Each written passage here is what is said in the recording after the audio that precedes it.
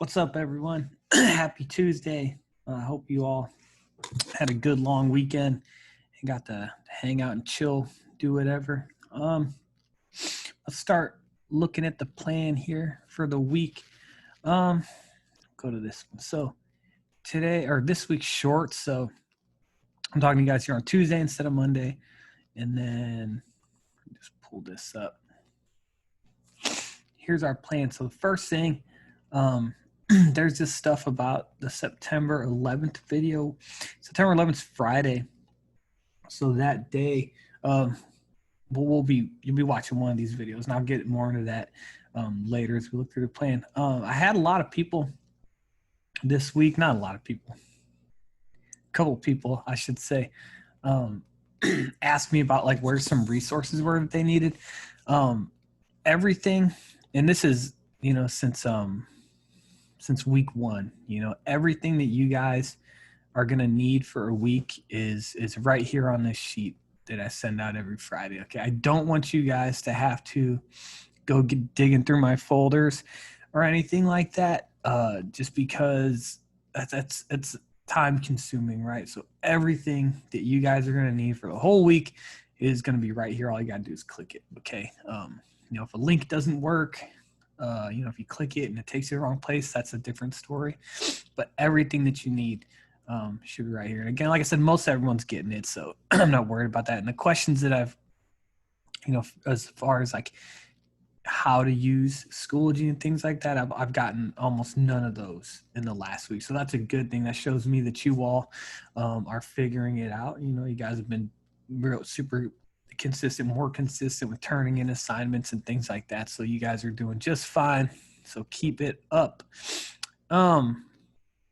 Monday, no school. Tuesday, today, we're going to talk about the types of conflict. We're going to go over some notes. I'm going to explain your guys' assignments for today and tomorrow.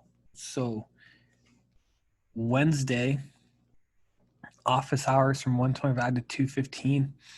Normally would do these today, but I got to take my son to the doctor in the afternoon, so I got to leave work a little bit early. So these are Wednesday. If those conflict with another class's office hours and you want to Zoom with me still, like if you have questions, just hit me up and we'll figure out another time, even if it's in the evening or whatever. If I'm at home, that's fine with me. Your assignment for Wednesday, you'll get a 9/11 ReadWorks assessment. Answer the questions and submit. Only submit the answer sheet. So you have a link for the ReadWorks passage and questions, and then an answer sheet, which I'll show you guys later. Thursday, September 10th, I'll have another video, talk about Foursquare vocabulary procedure. So for that, there's a vocabulary assignment that we do with every list. So I'll explain it that day. And then every list, will have different words, but the directions for it are going to be the same. So let's talk about it then. And then I'm going to send you guys a video that I really like that reviews the types of conflict that we're going to talk about today. It's 6 minutes long, maybe. Your assignment for that day, complete the Foursquare vocabulary assignment. And then here's the link, vocab list 17, Foursquare vocabulary assignment. And then you'll turn those in Friday. So your assignment is to watch one of these two videos, okay? And that's it. The kids in school, they're not, we're not giving them an assignment with them. We really just want them to be able to just watch the video without having to worry about like scrambling to get notes done or complete a graphic organizer or something like that. So that's kind of what we're going to do with you guys. On the email I sent out Friday, and you should have got one from all your teachers. It talks about the two different videos. The one that we're watching in school, we sent out a permission slip for this because it has, it has some profanity in it, right? And it has some images that are true, that are just, people just caught on film of that day. They're graphic, right? But we would argue that it captures really well just the kind of chaos and uncertainty of that day. So that's why we show it. So you have these below. Option A, this is what we'll be watching in school. And this one is the one very in-depth, does use profanity for sure. And then that intense imagery. But option B, It's shorter, but it doesn't have that language or anything like that. So that's up to your parents, whichever one they're comfortable. I've had people respond saying that they're totally fine with option A. I think in moderation those things it's important, right? Because it does give you a good idea of what it was like on that day. We'll talk more about that on Thursday in the video and just some comparisons and things that I have thought of. So here we are, Tuesday. Let's talk about types of conflict. So again, all the links are right here. I'm gonna right click on mine just so I can keep my tab straight. So there's the notes. I'm gonna run through these real quick.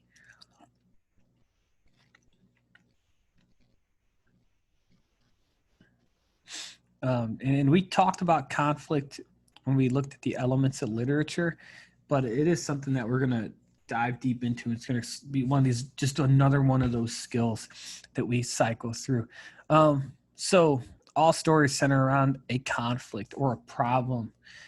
Conflict is usually introduced in the rising action, which is true. You might get a hint of it in the exposition, but once the rising action started, you pretty much know what the conflict is going to be. Here's the video. I'm not going to watch this today. I'm going to link this to you guys on Thursday and just let you watch on here. But it's good. It gives a lot of examples of the different types of conflicts. So the first thing, we'll talk about central conflict, okay?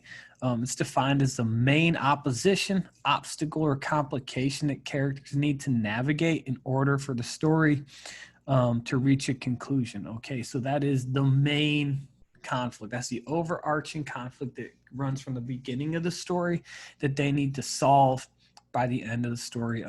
Thinking of a book like The Outsiders, the conflict, was between Ponyboy and the Socias. That was the central conflict. And then you have a minor conflict. So any smaller conflict that arises and the main character needs to solve during a story. In The Outsiders, a good example of a minor conflict would just be, the church fire. When Ponyboy and Johnny got to run into the church and save all those kids, right? That wasn't what the whole story revolved around, but it was a conflict that came up. It was a problem that came up that they had to solve in order to continue on with the story, right? Longer stories are going to have a lot of minor conflicts. And they're again going to be in the rising action. They're going to be those small conflicts that just keep the story moving forward and keep the character making decisions. Internal conflict. It's a conflict that involves the main character in a struggle with themselves. So these are going to be important, these person versus whatever, right? So as we go through this, make sure you guys are making note of these person versus whatever. In this case, with an internal conflict, the only type of internal conflict is person versus self. And what that means is that it's an emotional struggle that goes on within a main character. Maybe they're having trouble with their identity, right? Maybe they're having trouble with, how they see themselves, different things they maybe they used to believe, but then now that's questioned in them. And again, think of it as emotions, right? Because a lot of times people might think an internal conflict will be like, oh, well, that's someone who's sick. Maybe somebody has like cancer or something, right? That happens technically inside your body, but in that case, it's not an internal conflict because it's not necessarily like just an emotional conflict. Now, there might be some emotional conflicts that go along with that, but the sickness or a disease like that, it would be considered person versus nature, right? Which we'll talk about. Person versus self, again, is an emotional struggle, a character struggling to make a decision. The example I have with all these have a movie example, right? And there could be a ton of other ones, and that's fantastic, but these are the ones that when I was coming up with these are what jumped out at me. With the first Iron Man movie, Tony Stark, he goes, his company, they sell weapons, right? And that's how his family's made their fortune. And then he goes, in the desert and he gets taken. He sees a lot of the weapons that his company makes are being used to harm people, right? They're being used by these terrorist groups and these different organizations that are victimizing people, right? After he sees that and comes back, he has an emotional struggle of, do I want to keep making these weapons that are they're harming innocent people, right?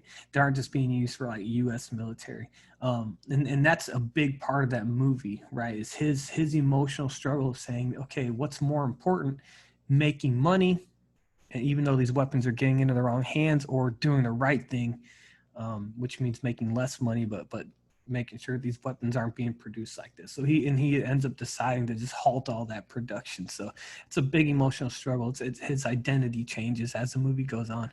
And then we have external conflicts. Okay, so this is a conflict that involves the main character against an outside force, and it can be any outside force. And there's a ton of examples. Okay, person versus person, one character against another, person versus nature, person versus society, person versus fate. And we're going to break all these down and talk about examples of each one. So, person versus person, an emotional or physical conflict between two people or groups of people. So, this might be one character in a conflict with another character. It could also be an army of people against another army, right? So there could be those different. The numbers really don't matter if it's one character versus another.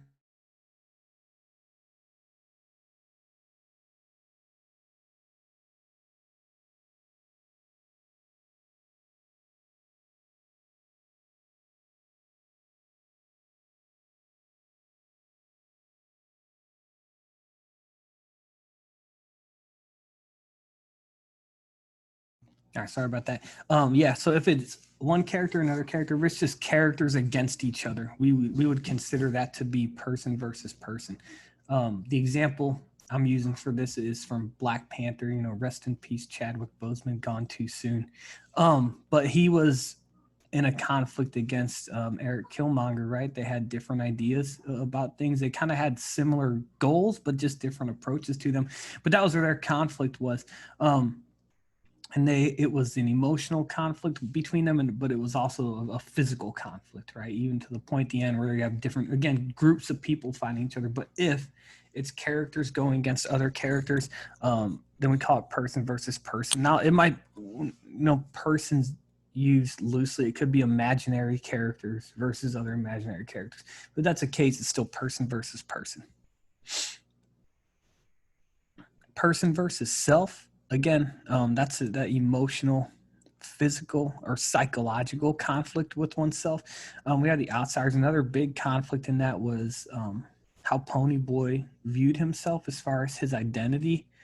I think that people saw him as a greaser, and they thought that that's he was is just simply that, right? It just a kind of rough, like, street kid. But he didn't see himself as that, right? So there's some conflict involved with that, and his family was kind of all like that too. But I think he saw himself as more than that and having bigger goals, and that was a struggle with his own identity. That was a big focus of that book. Um, so person versus society. This is when you see people, movies that revolve around maybe someone's protesting social justice issues or something like that. They don't fit with what society calls normal or goes against society's rules. So we have a couple examples, Malcolm X, and then just the story of Rosa Parks and what she did are a couple examples of these.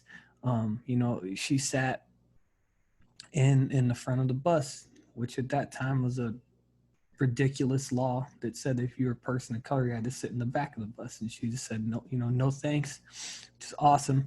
And she broke what was be considered society's rules. Maybe they're going against laws or something that the government has put in place. And then Malcolm X too, the the biography of Malcolm X.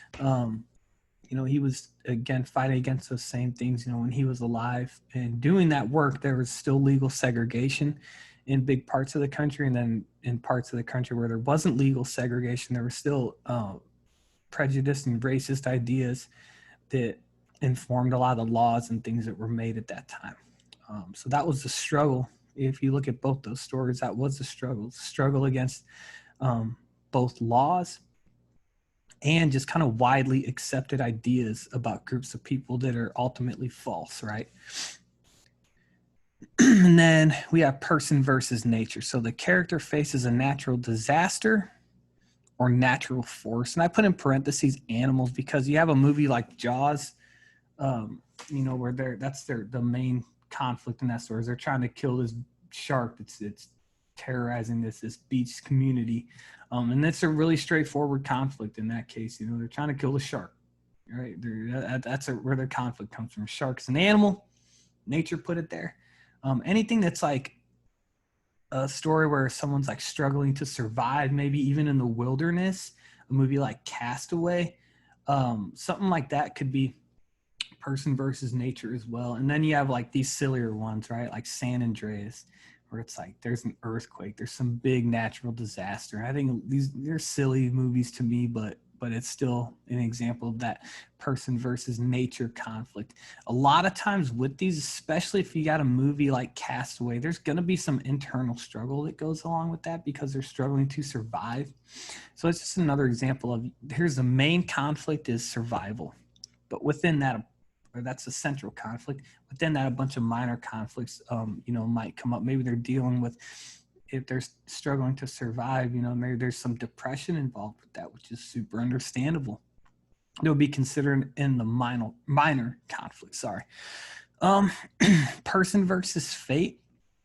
A character faces what seem to be uncontrollable events. So something's going to happen to them, or something's upcoming that they know is happening, but they can't do anything about. All they have to do is, find a way to prepare themselves. A lot of sports movies kind of feature this just because, looking at Creed, he has a fight that's kind of the what that movie revolves around. And when you have a fight coming up or something like that, maybe it's a big game. If it's, you're thinking about like Friday Night Lights, are trying to win a state title. They know that that's there.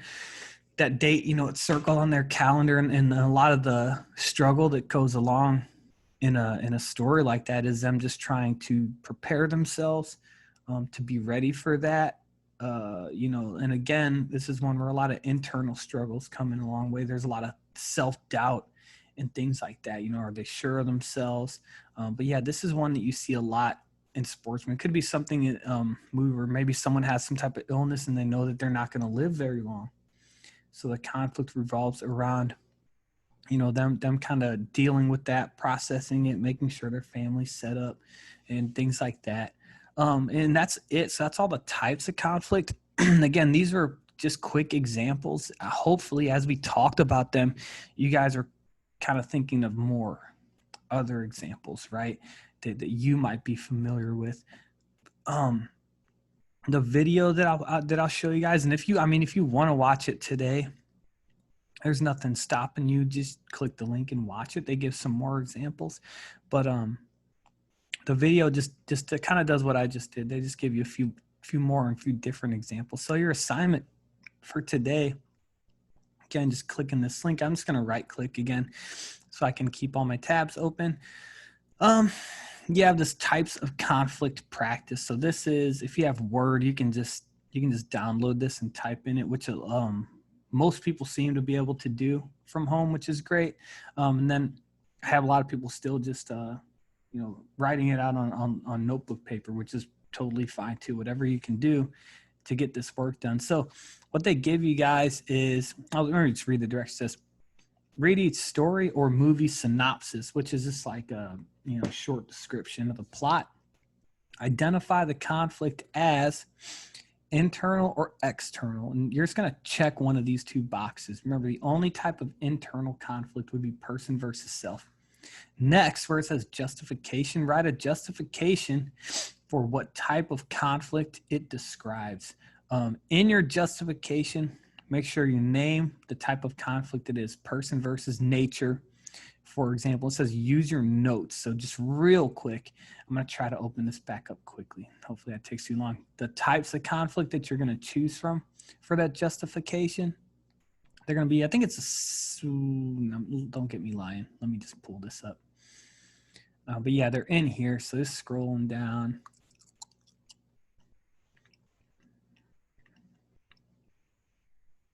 Here's one, person versus self. So that might be one that you'll use in your justification. Then these are the other ones, okay? So there's person versus person, person versus nature, person versus society, person versus fate. Again, so 5 types of conflict total, 4 here and then 1 here. And then remember, internal for person versus self. And then all the external ones are going to be these 4, okay? So that's what you use in your justifications. So for example, I'll just go by their example. It says a boat crew is attempting to kill a dangerous shark that has been terrorizing an oceanside community. So you should be able to tell from there that the conflict is between the boat crew and the shark, okay? And looking at our notes, that's basically the plot of Jaws. So that's person versus nature, right? So we know that's not internal because it's not person versus self. So we're just gonna check this box, X here. X, that's an external conflict, okay? And in our justification, we say, since the boat crew is battling a shark, which is an animal, it's a person versus nature conflict. So let's make sure that in your justification, you're saying that it's a person versus blank conflict, okay? And that'll be enough for your justification. Make sure it's also in a complete sentence. Go down this one. Batman must face his most dangerous foe, the Joker, in an attempt to keep Gotham from falling into total chaos. So I would definitely say that that's external for one. Even before I look at what type of conflict, I can tell that's external. And it seems to be it's Batman must facing his foe, the Joker. So in my justification, I would say it's an external conflict because it is a person versus person conflict. It's Batman versus Joker. A lot of different ways to say the same thing, but make sure that your justification is basically you're saying, okay, it's you're saying it's internal or you're saying it's external. Now explain to me why you think that. Why is that idea true? And again, the easiest way to do this, if you can, would just be to download it. And then I'm showing you this is how it looks on my computer. I know everyone's computer is different, but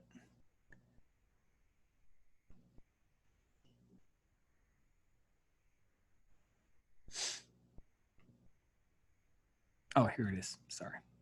So then once you guys download it, you'll be able to type in it and then just submit it to me. I don't want to save that. Okay. And just looking ahead for Wednesday. You have a 9/11 ReadWorks assessment. Let me close out of these old tabs. And both those things are right here. So this first link where it says ReadWorks 9/11, that's going to be